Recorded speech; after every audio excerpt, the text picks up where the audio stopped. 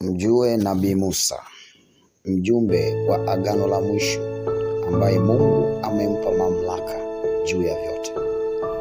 Ni yule Nabii Musa aliyekuwa katika agano la kale. Sasa Mungu amemrudisha mara ya pili kuja kulitoa kanisa kwenye utumwa, kuja kuwatoa wanadamu kwenye makucha ya uovu wa kuzimu. Mjumbe huyu ndiye rais ajayo wa awamu ya 7 ya nchi ya Tanzania, nchi ya agano la mwisho, kama ilivyoandikwa katika kitabu kile cha Malaki sura ya 3, jinsi atakavyotenda na kuwa na mamlaka juu ya vyote. Nabii Musa amesoma chuo cha Biblia cha mbinguni mwaka 2020. Amefanya kazi ya kubeba baraka mbinguni kuzileta duniani. Mwalimu wa chuo hicho ni Yesu mwenyewe. Amekula gombo la chuo kama ilivyoandikwa katika kitabu cha Ezekiel ile sura ya 3. Amepewa jina jipya asilolijua mtu yoyote. Jina hilo ni mshindi, yani champion. Ameshindana na mauti na kuzimu na akazishinda. Kumbuka, mauti na kuzimu ni roho, ni mamlaka, ni watu, ni roho ambazo zinakuwa au zinatumwa kuja kuondoa uhai wa watu. Kwa hiyo ameshindana na mauti na kuzimu akazishinda na kupewa bendera ya nchi ya Tanzania mbinguni. Hiyo ilikuwa ni tarehe 1 mpaka tarehe 6 mwezi wa 5 mwaka 2022. Amepitia hatua 7 za kimungu au mamlaka 7 za kimungu katika roho na hatua 7 mamlaka 7 za kibinadamu katika roho na kuwa zaidi ya mwanadamu wa kawaida. Unapopitia hatua hizi haui mwanadamu wa kawaida, unakuwa na uwezo zaidi ya mwanadamu. Ndio maana katika kitabu cha Kutoka Mungu alimpa mamlaka ya uungu. Alisema mbele ya Farao utakuwa Mungu na ndugu yako Haruni atakuwa kama nabii. Huyu ndio Nabii Musa ambaye Mungu amemrudisha kuja kulikomboa taifa, kuja kuikomboa kanisa ambalo sasa lipo kwenye utumwa na mateso makali. Nabii Musa aliketi kwenye kiti cha enzi cha Mungu alipokuwa akipokea medani baada ya ushindi huo wa Mei 17 mwaka 2023. Amefunuliwa mafumbo magumu ya Biblia na ujio wa pili wa Yesu Kristo kuwa ni mwaka 2666 kama ilivyoandikwa na kufunuliwa na nabii kwenye kitabu kile cha Ufunuo sura ya 13 mstari wa 18 pamoja na kitabu cha Daniel sura ya 12 mstari wa 10 mpaka wa 12. Amepokea tuzo mbinguni baada ya kushinda na kuvuka hatua zote 7 za kiroho na kupewa mamlaka zote ambazo Yesu alipewa. Na amempatia mjumbe huyu mwaminifu nyota ya asubuhi, jiwe jeupe, akisha akamketisha kwenye kiti cha enzi mbinguni Mei 17, 2023. Kwa sasa kiti hiki cha enzi cha Mungu kimeshuka, kipo hapa Tanzania. Kipo katika nchi hii teule, nchi ya agano la mwisho, Yerusalemu mpya, mji mpya. Nchi hii bila kibali kwa sasa huwezi kukaa. Ndio maana waovu wanapata shida. Ndio maana nabii ametangaza nani anapaswa kukaa, nani anapaswa kuwa rais. Wengi wanadharau. Ni kwa sababu mamlaka ya nchi hii Mungu ameiweka katika mikono yake.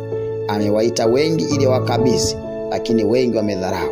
Aliitwa Gwajima akadharau. Akapewa mama akageuka akafanya vita naye.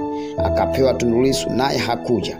Sasa ameamua kwenda mwenyewe kukaa mahali hapo ambapo tayari Mungu alishamwandaa tangu muda mrefu.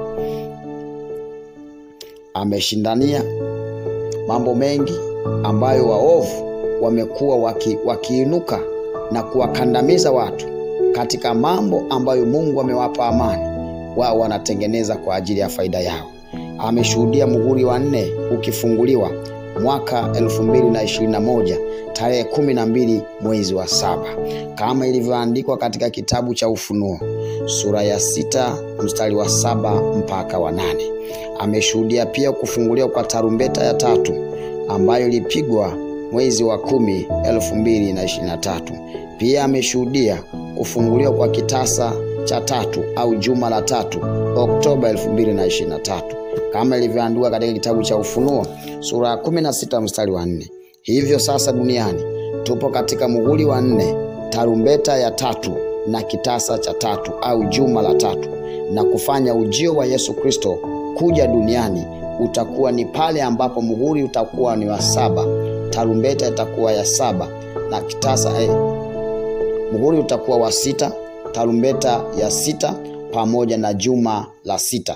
Kwa itafanya 666. Ndio hapo mamlaka ya mnyama itakapoanza kutawala rasmi, kama ilivyoandikwa katika kitabu kile cha Ufunuo sura ya 13 mstari wa 18, ya kuwa mwenye hekima hesabu ya mnyama huyo, maana ni hesabu ya kibinadamu, nayo ni 666. Katika mwaka huo ndio mwaka wa unyakuo, ambapo ukiongeza na hii miaka 2000 tulionayo inakuwa ni 2666. Hekima hii na mafumbo hayo ameshuhudia Yesu mwenyewe akimfunulia. Kwa hiyo utakapofika katika muhuri wa 6, tarumbeta ya 6, juma la 6, yatatukia haya. Sasa hivi tupo katika muhuri wa 4, tarumbeta ya 3, juma la 3. Nabii Musa amepigana na miungu 7 ya dunia akaishinda, na kupambana na miungu ya Tanzania akaishinda. Yote ameishinda kiroho, na sasa hivi kinachoendelea ni utimilifu wa ushindi huo katika damu na nyama. Tanzania hii ni nchi ya agano ambayo inatumika kukamilisha ushindi huo, ambapo hekalu la Mungu la Kristo litajengwa hapa, hekalu la 3. Sasa majoka na kuzimu wameshakabidhi mamlaka ya nchi hii kwa mjumbe wa agano. Wanaoendelea kukaidi wote watakufa hadi waovu waishi. Ikulu iwe safi, ndipo mjumbe aingie. Mungu wa kuzimu wa nchi hii ni Kikwete, ambaye aliiba nyota ya mjumbe wa agano Nabii Musa mwaka 2005 na kuitumia. Baada ya kuona Mungu ameinua mjumbe wake, walianzisha vita vya kiroho na kimwili, vyote wameshindwa. Wametuma watekaji zaidi ya 500 wenye ujuzi mbalimbali waliovaa kiraia, lakini wameshindwa. Sasa hukumu yao ni kifo. Watake watatoka, wasipotaka watatoka. Nabii Musa amepewa mamlaka ya kulitangazia kanisa lote duniani kuwa wamuendee. Amepewa kibali na ramani na mahali pa kulijenga hekalu hilo la 3 la Kristo. Wengi wanadharau. Makanisa ya Tanzania yameonywa kabla juu ya hatari iliyo mbele na nini wafanyeje. Walipuuza. Leo wanakimbia nchi wengine, wanaondoka na kuacha waumini, wanaondoka na kuacha watu wa Mungu. Mjumbe nabii aliposema wakae kimya, walikaidi. Aliposema wazungumze, walikaa kimya. Walienda kinyume na maagizo ya Mungu, na waliosema wakawa wanasema uongo tofauti na Mungu anavyoonyeshwa kwa maslahi yao. Leo yanawakuta haya, yanawakuta kwa sababu ya kukaidi kwa vile ambavyo Mungu amewaelekeza. Aliwahi kusema, huwezi kushinda vita na miungu kama huna madhabahu ya kweli ya Mungu. Lazima lijengwe hekalu la 3 la Kristo. Mmekataa. Yesu akamwambia nabii, kwa kuwa kila unachoagiza, unachowaambia watu wangu wanakataa, sasa umkabidhi shetani mamlaka ya kulitesa kanisa hadi hapo atakapotii. Ndio hayo yote yanatokea. Ndio hayo yote yanawapata watu wa Mungu. Ndio hayo yote yanawakuta watu hawa watumishi wa Mungu ambao walioonyeshwa habari nyingi za ujio wa nuru kuhusu mjumbe huyu, wamekuwa wakidanganya. Walipoambiwa wajenge hekalu, wamekataa. Kila taarifa ambayo wao wamekuwa wa kwanza kuipokea, wameipotosha. Yesu akasema, acha adhabu ishuke juu yao hata wajue ya kuwa mimi ndiye nimekutuma. Leo inasikitisha sana, hata baadhi ya wachungaji wanashirikiana na serikali na waovu na watekaji ili kumteka nabii. Ninawaambia kweli, nabii ndiyo Tanzania, ndiyo jeshi la Mungu, analo jeshi kubwa la Mungu lisiloonekana. ambalo hakuna wa kuweza kupambana naye. Anayejaribu kufanya hivyo ni kujitafutia kifo, maana hata huyo mauti na kuzimu tayari alishamshinda tangu mwaka 2022. Nabii Musa ndiye anayemiliki sanduku la agano la Mungu, na ndo yeye anayeongoza mapigo yote haya katika nchi hii ya Tanzania na dunia nzima. Kama mapigo yote haya yanayoendelea katika nchi hii, mlipuko wa watu kuwa hivi walivyo sasa katika nchi hii, yote haya yanaongozwa hapa kutokea Tanzania, kwa sababu waovu ndio wameshika mamlaka, wameshika madaraka, wanataka kumuongoza Mungu, sio wao kuongozwa na Mungu. Hivyo Mungu ameinua mjumbe wake kuwaondosha, kwa kuwa wameonywa mara nyingi, wamepewa tahadhari mara nyingi, hawakusikia. Wanatumia mifumo isiyo ya kimungu, wanatumia njia zisizo za kimungu kutaka kubaki kwenye nafasi ambazo hawana kibali nazo. Kwa hiyo Mungu ameinua mjumbe wake ili kuhakikisha waovu wanaondoka, watake wasitake. Hakuna aliyeshindana na sanduku la agano akashinda. Mapigo yote haya yanaruhusiwa na Nabii Musa mwenye sanduku la agano.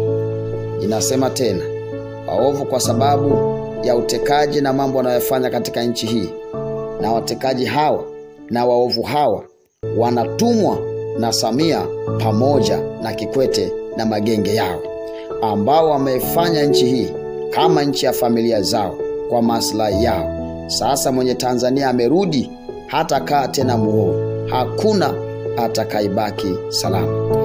Mungu ametoa barua zaidi ya 3 kwa waovu, kwa kiongozi mama huyu Yezebeli wa nchi hii, ambaye mara nyingi ameonywa, hakusikia.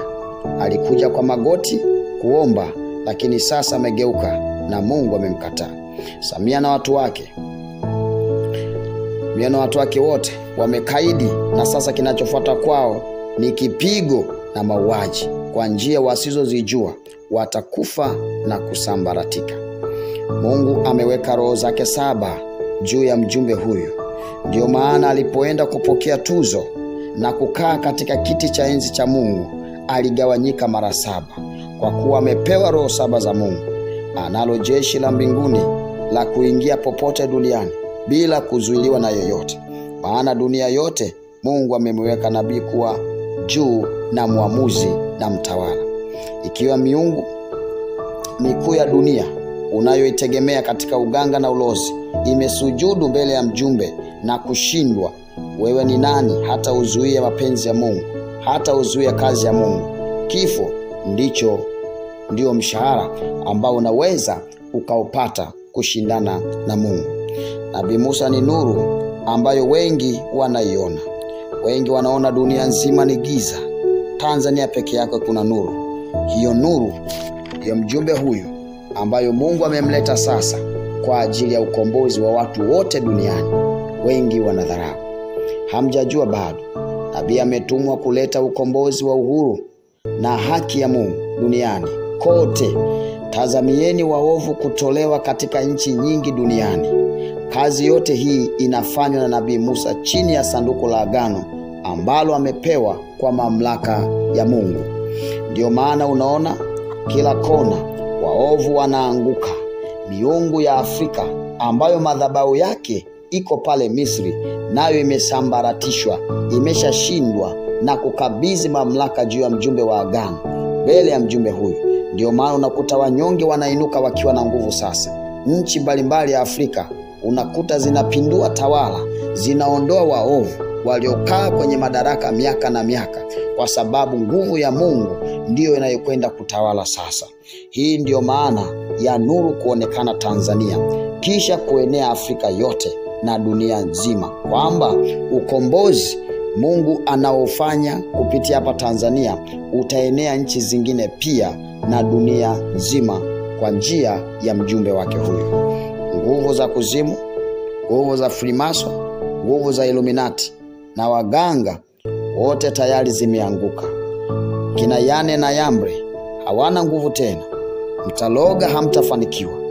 Mtatoa makafara, hamtafanikiwa. Na kila walio katika makundi hayo ya uovu, malipo yao ni kifo. Wapo wasanii wakubwa na maarufu, viongozi wakubwa, wafanya biashara wakubwa na watu mbalimbali. Panga la Mungu halitawaacha salama. Hivyo Nabii Musa sio tu mjumbe au mtu wa kumsikia. Hii ni sauti ya Mungu duniani. Yote anayoyasema na kuyafanya si kwa akili zake. Ni Mungu ndiye anayemtuma, akimkabidhi kila kitu kukifanya sawa sawa na anavyotaka. Unapomkataa, umemkataa Mungu. Unaposhindana naye, umeshindana na Mungu. Maana hakuna anachokifanya kwa akili zake, na malipo ya kushindana na Mungu ni kifo. Nabii anawatangazia yanayoendelea duniani yanatokea hapa. Chemchemi ya maono na unabii Mungu ameuweka kwenye sanduku hili la agano. Ndio maana imeandikwa katika kitabu kile cha Ufunuo sura ya 2 mstari wa 26. Na yeye ashindaye na kuyatunza matendo yangu hata mwisho, nitampa mamlaka juu ya mataifa, naye atawachunga kwa fimbo ya chuma, kama vyombo vya mfinyanzi vipondwavyo, kama mimi nami nilivyopokea kwa Baba yangu. Nami nitampa ile nyota ya asubuhi. Yeye aliye na sikio na alisikie neno hili ambalo Roho ayaambia makanisa. Sheria na matisho yote yanayoendelea katika nchi hii ya Tanzania, nchi ya agano, yanalenga kuzuia hiki ambacho nabii anakifanya, kufungua akili za watu, kufungua roho za watu ambazo zimefungwa kila mahali, kufungua ujasiri ambao umefungwa na kuona kile ambacho walikuwa hawaoni. Kwa yote haya, sheria na vitisho ni kwa ajili yake. Lakini kuweni imara, maana Mungu yupo pamoja nasi. Mungu yupo kututetea. Sasa ndiyo ataenda kukalia kiti, atakwenda kukaa baada ya waovu kwa idadi yao kuwa wamepigwa na kuangamia wote na kuondolewa. Maana Biblia inasema hapana amani kwa wabaya. Isaya 42:20. Isaya sura 48 mstari ule wa 22. Mungu awabariki sana. Tambueni ya kuwa vita hii si vita ambayo kila mmoja anaweza akapambana nayo. Vita ya miungu ni wale tu Mungu aliyowachagua na kuwateua. Tanzania ni nchi ambayo imechaguliwa kama ya agano, nchi ambayo kiti cha enzi cha Mungu kipo hapa, sanduku la agano liko hapa, hekalu la 3 la Mungu la Kristo linakuja kujengwa hapa. Ndiyo nuru hiyo ambayo itaenea dunia nzima, na mjumbe wa nuru hiyo ni Nabii Musa, ambaye ni mtawala na mmiliki wa nchi hii. Anainuka kushindana naye, anashindana na Mungu aliyemtuma. Malipo yake ni kifo. Afrika yote, dunia yote ni mjumbe ambaye Mungu amemkabidhi juu ya vyote. Hatua hii inaanza hatua kwa hatua hata yote yakamilike. Huyo ndio rais ajaye wa nchi ya Tanzania, awamu ya 7, baada ya waovu wote kuwa wameondolewa. Mungu awabariki wote na watakia siku njema. Amen.